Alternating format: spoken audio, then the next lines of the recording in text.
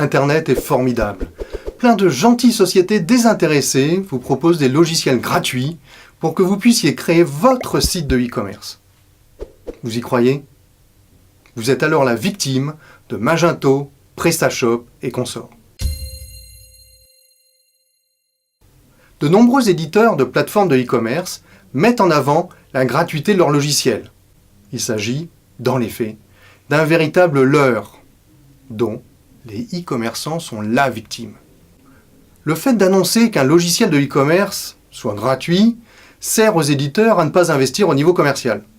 Il génère également des revenus en incitant des tiers à proposer des services payants, permettant de combler les lacunes de leur logiciel, sur lesquels ils prennent des commissions ou n'acceptent de développer des liens, par exemple avec des modes de paiement, que contre des droits d'accès, de formation ou des commissions.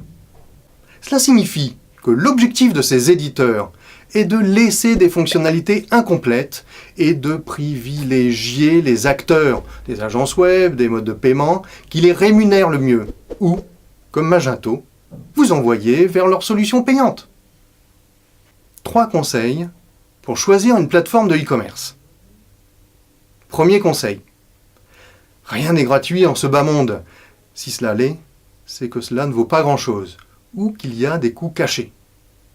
Comparez des solutions dites gratuites avec des solutions payantes et ou propriétaires. Vous serez souvent surpris. Deuxième conseil. Vous devez vous différencier. Décrivez les fonctionnalités en back et en front office qui vous le permettent. Validez les flux avec vos prestataires externes, votre ERP, etc.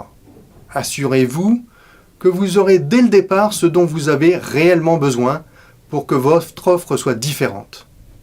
Troisième conseil, intégrez dans vos coûts non seulement l'initialisation de votre site, mais également un budget d'évolution, gestion de la relation client, etc., etc.